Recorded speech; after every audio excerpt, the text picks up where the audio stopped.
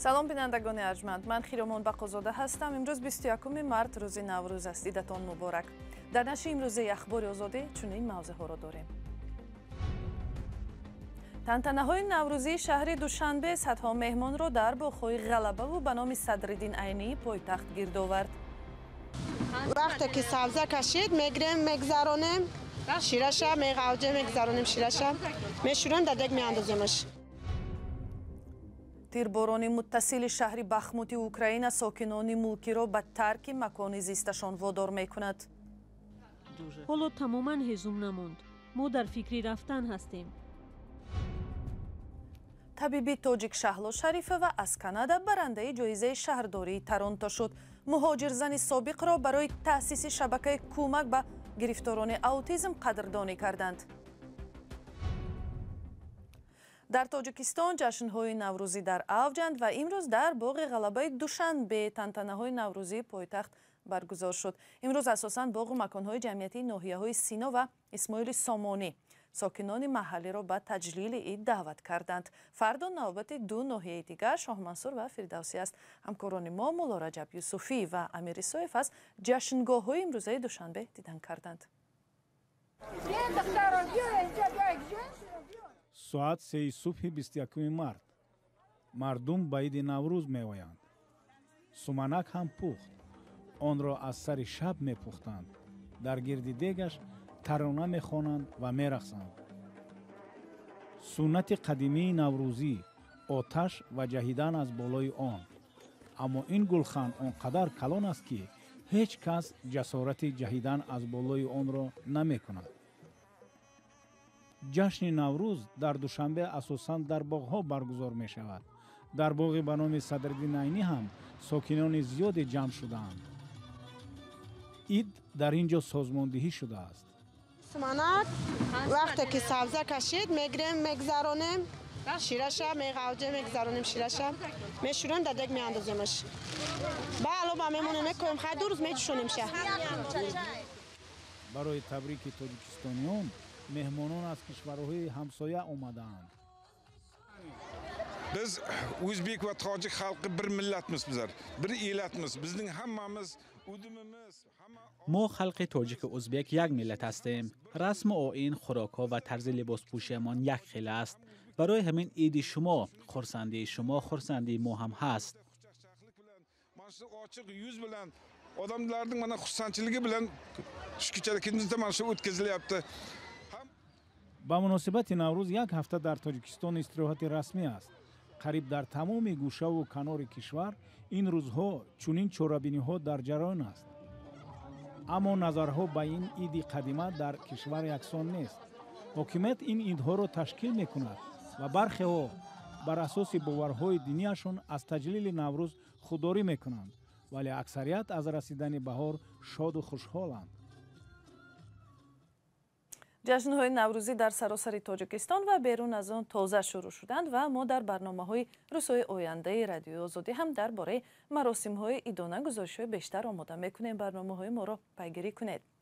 برنامه را پی می‌گیریم. یک گروه مهاجران تاجیکی که با وعده کار و درآمد به شهر اوکراینی از جانب روسیه اشغال شده ماریوپل رفته و حق خدمتشان را نگرفتند، میگویند بعد نشر گزارش در رادیو آزادی کارفرما معاش آنها را پرداخت کرده است. روسیه که سال گذشته بدلیل به خاک اوکراین هجوم کرد و ماریوپل یکی از منطقه‌های اولین از جانب روس‌ها اشغال شده گردید، ادعا می‌کند که در این شهر کارهای برقرارسازی و ساختمان را براه مانده است، ولی مهاجران کاری از پایمال شدن حقوق خود شکایت میکنند. گزارش همکارم مومن احمدی. هم 100,000 میشیده کارچی. حاضر من که گرفتیم خرج روزان. مهاجران تاجیک در ماریوپل اشغالی میگویند معاش پرداخت نشده اشان را کارفرما پرداخت کرده است. درباره پرداخت نشدن معاش نزدیک به 300 نفر مهاجران رادیو آزادی گزارش داد و کارفرما واکنش کرد. ما پلی خدمت گرفتیم 100% همش چانس می کار کردیم همش گرفتیم. مهاجران گفته بودند که در شرایط سخت کار میکنند و پول برای بازگشت به وطن ندارند. کارفرما میگوید معاش از جانب فرمایشگر با تأخیر پرداخت شد، ولی حالا دیگر چنین مشکلی وجود ندارد. معاش همه آنها پرداخته شد. کسی نماند. ما نیت پول کسی را ندادن نداریم. ما اینجا تلاش میکنیم که هموطنان ما پول خوبتر کار کنند و به عائله هایشان در وطن کمک کنند. روسیه ماه می سال 2022 شهر ماریوپول اوکراین را پس از جنگ‌های شدید اشغال کرد. مهاجران تاجیک برای بازسازی این شهر خراب شده جلب شدند. وظیفه کاری ما همه خانه‌های همین ویران شده را همین چیزای درونش چپه شدگی خانه وقتی دهن همین چیزا چپه شدگی اگران کریشت کفیدگی اگران چیزا اون را مثلا برایمون تیار میکردیم وستانوید میشید وستانوید میکردیم یا که مثلا ویران شدگی بود میپرداختیم اتریزا. مهاجران تاجیک از آخر تابستان سال گذشته برای کار به ماریوپول جلب شدند. مقامات تاجیک به مهاجران تاجیک توصیه نمی‌دهند که به خاک اشغال شده برای کار روند. مهاجران میگویند برای معاش بیشتر به ماریوپول میروند ولی نه همه وقت آن را دریافت میکنند. و خبری چند ساعت پیش 9 سازمانی با نفوذ حقوق بشر از جمله هیومن رایتس واچ و کمیته نروژی هلسینکی در اظهارات مشترک امروز از مقامات بلاروس تقاضا کردند که به هیچ صورت فعال سیاسی نظام‌الدین نصرالدینов را به تاجیکستان استرداد نکنند. این سازمان ها میگویند که در صورت استرداد او به نصرالدینov شکنجه تهدید میکند و با این عملش بلاروس قانون‌های بین المللی را نقض میکند. نصرالدینov که برای عضو گروه 24 بودنش در افراطگرایی گمانبر شده است در آلمان پناهنده سیاسی می باشد. او ماه ینور وقتی با هدفهای خصوصی به بلاروس سفر کرد بازداشت شد.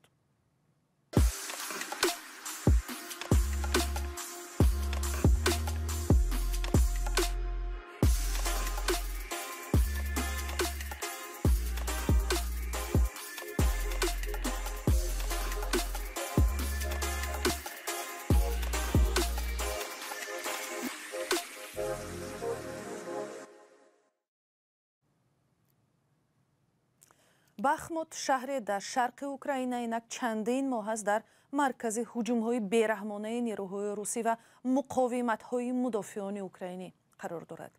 زندگی روزمره در اینجا همراه با تیرباران نیروهای روسیه می‌گذرد. خبرنگار تلویزیون صدای آمریکا درباره گروه اختیاریان نقل کرده است که در کوچانیدن مردم آسایشته از این شهر کمک می‌رسانند. شهلای گلخواجه گزارش می‌دهد. حیات ساکنان چساویار زیر صدای تیر می‌گذرد.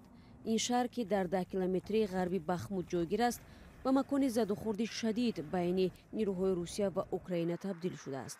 پیش از حمله روسیه در اینجا تقریباً 14,000 نفر زندگی می‌کردند. حالا همگی چند هزار کس ماندند. ناتالیا نفقه‌اش رو انتظار است. وضعیت چندان بد نبود. حالا تماماً هضم نموند. ما در فکری رفتن هستیم.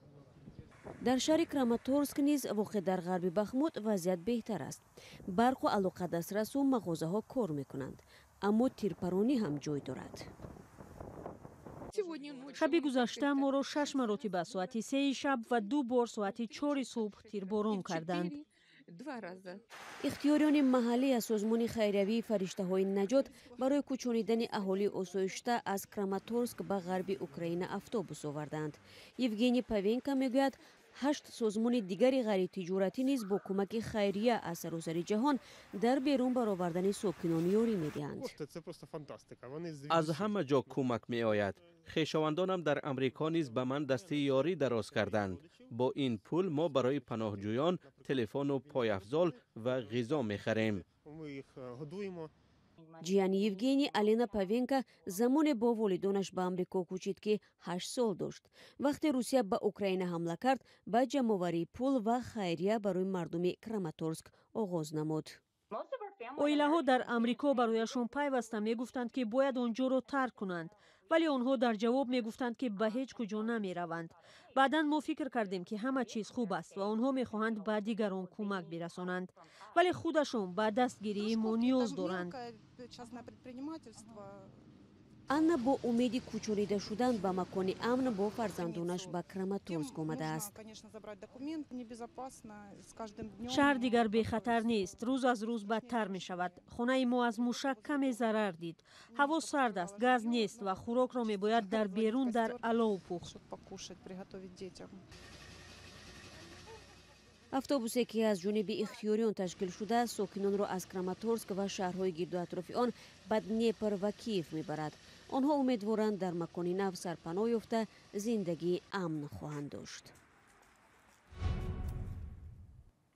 дар шаҳри Торонто, Канада, дар остонаи Наврӯз ҳукумати маҳаллӣ аз кору талошҳои як зани тоҷик қадрдонӣ кард. Шаҳло Шарифова, табиби чашм аз Тоҷикистон, дар доираи шабакаи кӯмак ба гирифторони аутизм ҳоло ба 70 оила асосан муҳоҷирону ҷамъияти мусалмонон кӯмак мекунад. Шаҳрдории Торонто ба Шаҳло Шарифова ҷоизаи ба номи Агнес Макфейлро тақдим кард. дар суҳбате ки бо хонум Шаҳло Шарифова доштам, аз ӯ пурсидам ки оё аз тоҷику тоҷикистонӣ буданаш ҳам ёд шуд? اینجا به دکترم نباشم هم که لیکن فقط همه جا به من دکتر شهلو میگن. بعد وقتی که بیوگرافی من خوندن گفتن که از دکتر از تاجیکستان افتالمولوژ، لیکن یگون خود شهروندی من علاقه شهروندی کانادا حساب میشم. مکافات برای همین فعالیت جمعیتی داده شد، برای فعالیت والنتری، یعنی که همه کارهایی که من میکنم، همه اینیشیتیو программایی که تشکیل میکنم، پروژه همشون بپول. یگون من از یگون جو مبلغ نمیگیرم، فقط همین یک تا نیم تا گرانت باشن، گرانت میگیریم، همون گرانت همش برای همون پروژه صرف میشه. من یگون خودم به یک تین پول اویلی که یگون بر گرفتگیم نیم، این برای همون بود، برای همین جمعیتی فعالیتی همین والنتری. سوالی دیگرم این بود که کاری سازمان از چی عبارت است و چرا به مشکل اوتیسم توجه شده است؟ پسرم اوتیسم دارد. گپ نمیزند تا حالا و حاضر 21 ساله شدگی، همین شرایط خوب دارد کانادا گفته، برای همین کوچیدگی بودیم. وقتی که اینجا کوچیدیم ما یک جای با زندگی میکنیم که 90% ایمیگرانتو، 90% ایمیگرانت مهاجرا، همین 70% مسلمان. بعد همین دیدم که بسیار پرابلم هایی که ما در تاجیکستان داریم، همین در درون همین همین طرفی که من میکنم جمعیتی که همین درون مهاجرا بسیار است. مثلا همون استیگما هایی که ما داریم در تاجیکستان، کودکای آدم اینقدر بسیار بیرون نمیبرند، تقریبا جمعیت با فعال نمیکنن، اشتراک نمیکنن، در همین در خانه ایزولیاسیا با میشینن. اینجا هم همین من دیدم. لیکن خود کانادا مثلا در این موضوع بسیار ترقی کرده. لیکن چون که ایمیگرانت ها همین خود به خود که بودن مهاجرا، همین یک جمعیت وایبن، همین کامیونیتی با جدا همین بسیار استیگما بود. برای من سر کردم، من گفتم که با فکرم من با همون فعالیت من سر کردم در کار. بعد همین سر کردم که مهاجرا کار کردن بسیارش زبان انگلیسی نمیدونن. یکم چیزی که من سر کردم، اول ترجمان میافتم که با اردو گپ میزدگی باشد، ترکی گپ میزدگی باشد، خیلی فارسی خودم میدونم. بعد همین مهاجرا که گپ زدم، قریب 70 اویلا حاضر داریم در همین نتورکی من. همونو که کار میکنیم برای کودکو، هر خیلی پروگرام میکنیم، همش به پول. هم صحبت ما بود شهلا شریفова طبیبی تاجیکی مقیم کانادا. شکل پوره این صحبت در وبسایت رادیوی آزادی نشر می شود. و یک خبر دیگر، امریکا در یک گزارش اخیرش تنقید کرد که حکومت در تاجیکستان 31 سال باز در دست یک نفر است. دپارتمنت دولتی در گزارش سالانه شاید به وضع حقوق بشر تاجیکستان را دولت خودکامه نامیده است که از سال 1992 به این سو در دست رئیس جمهور امام علی رحمان و جانبدارانش می باشد. بر اساس گزارش وزارت از 20 مارس درباره وضع حقوق انسان، قانون اساسی نظام بسیار حزبی را در تاجیکستان اجازه داده، ولی حکومت مانع پلورالیسم یا گوناگون اندیشه سیاسی است. مقامات در تاجیکستان هنوز به این گزارش واکنش نکردند. جزئیات بیشتر این گزارش در وبسایت رادیوی آزادی دسترس است. بینندگان عزیز، برنامه اخبار آزادی در همینجا با آخر می رسد. خبرهای بیشتر در وبسایت و صحیفه های رادیوی آزادی در فیسبوک و اینستاگرام، توییتر و تلگرام و تیک توک و ادناکلاسنیکی دسترسند. اگر خود شما هم شاهد خبر و حادثه یا منظره جالب شدید، می توانید از طریق واتساپ و تلگرام با ما تماس گیرید. نوروزتان مبارک. بار دیگر خداحافظ.